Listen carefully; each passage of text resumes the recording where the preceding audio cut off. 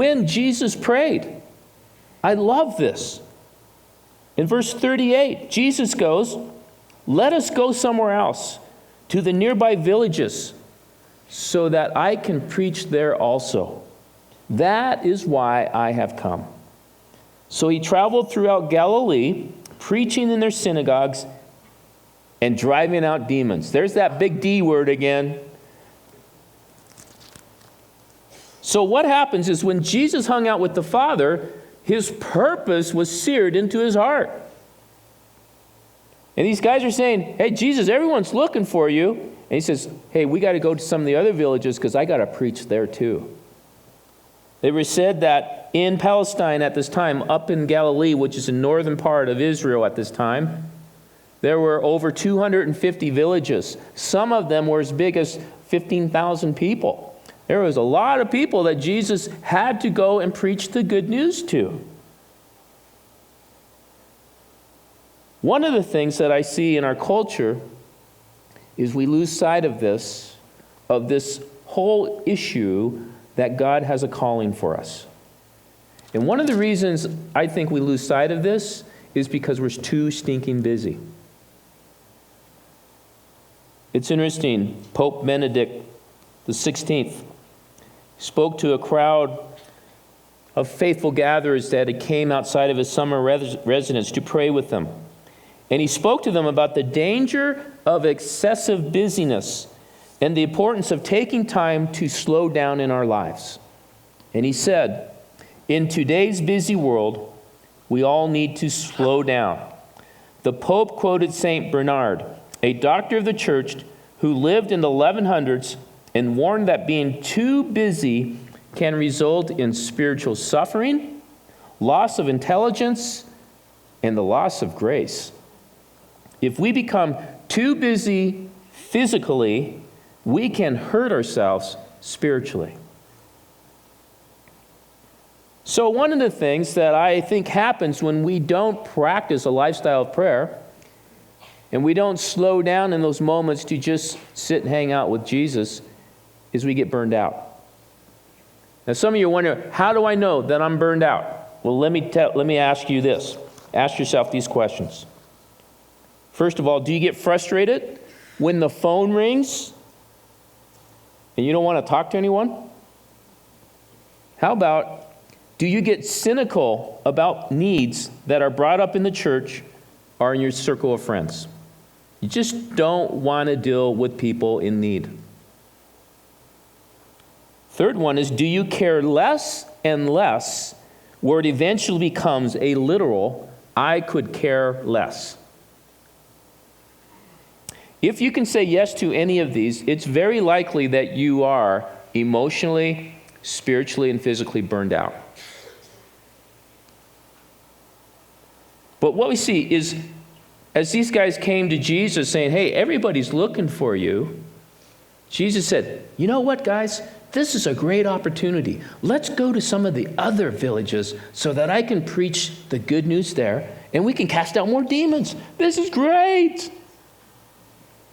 It's because of his prayer time and his fellowship with the Father, he was empowered and given the vision and given the passion to go do what God called him to do.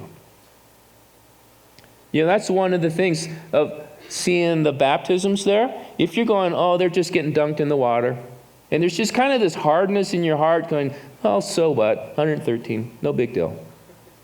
It's very possible that there's some deadness in you spiritually, and my calling for us is that, are we taking the time to truly pray?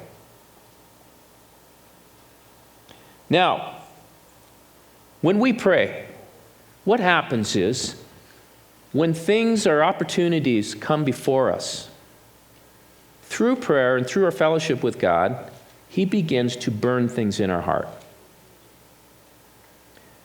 Now, there are a couple of issues that I want to highlight in the church right now, that there are two of many needs that we have in Canyon View right now for volunteers. And I believe that one of the things that we want to be is a church that's effective in reaching the unchurched, right? Here's one thing.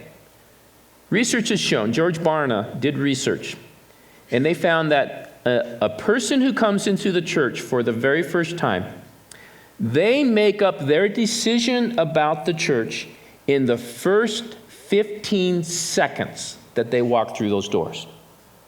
And so, what is the first contact that people have when they come into our doors of the church? They have the greeters and the ushers. Now, we have a great brother named Keith Holm.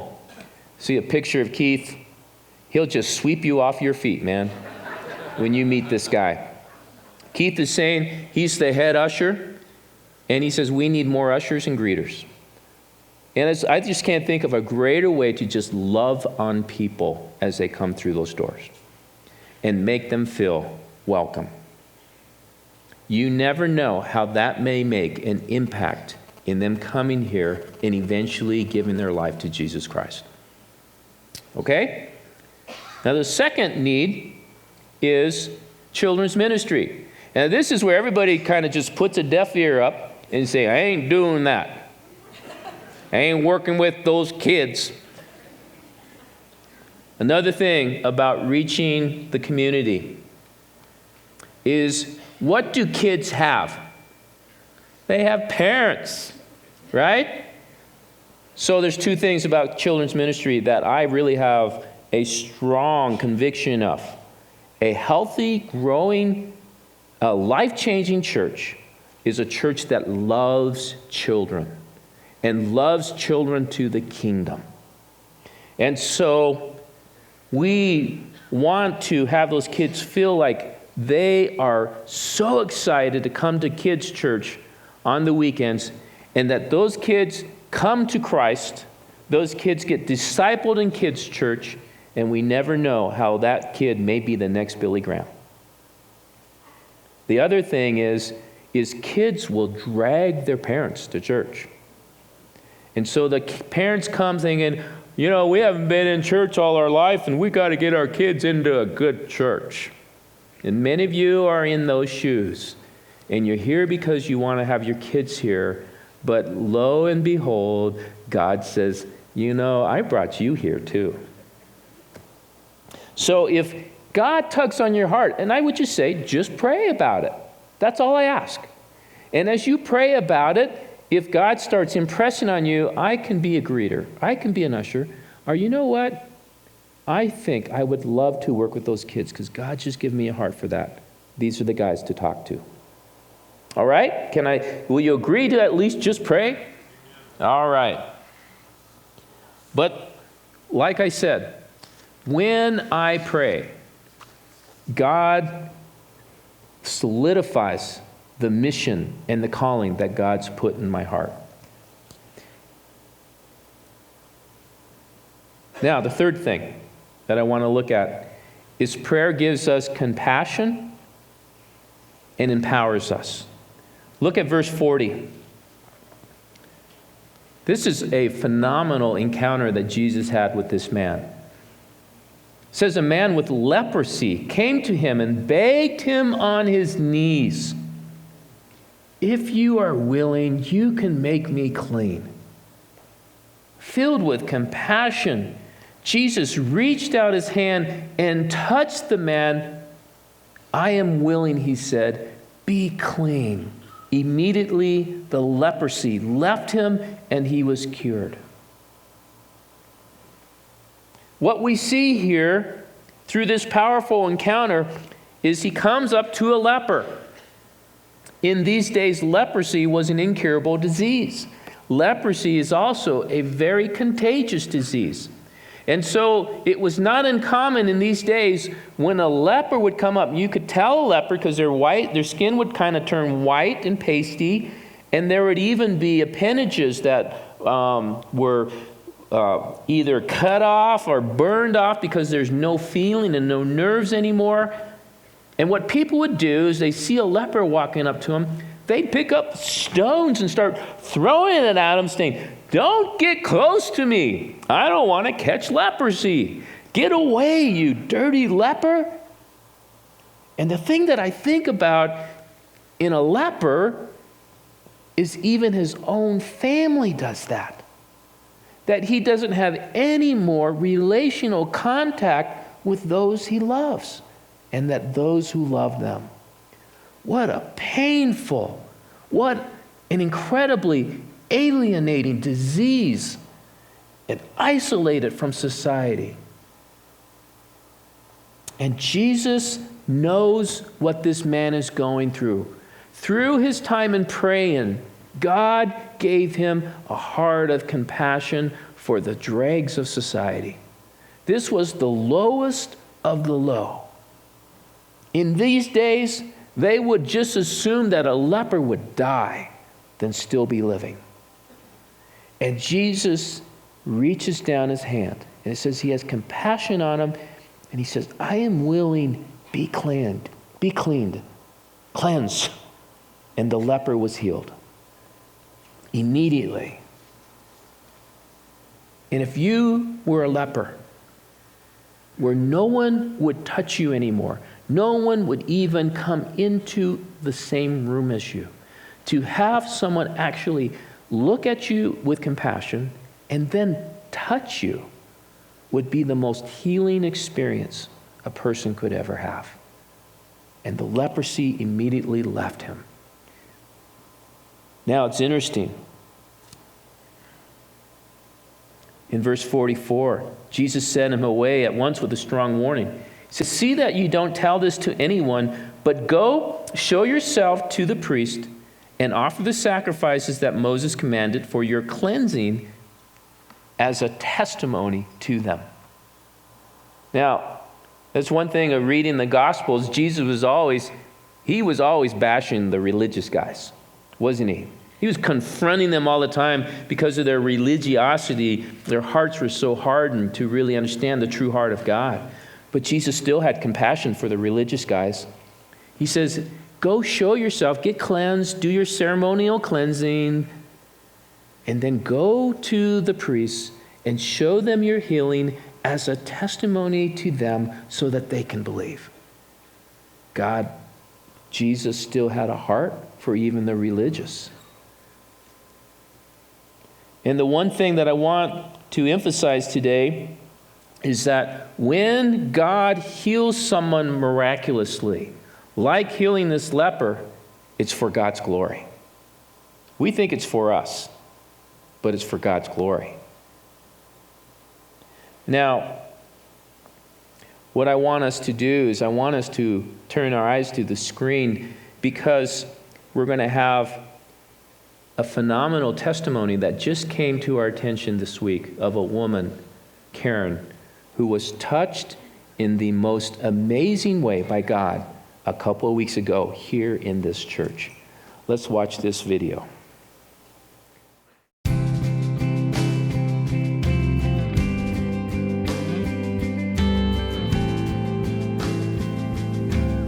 Very exciting to come before you today and introduce a really great friend, Karen Burkhalter. And Karen came into my office on Tuesday of this week.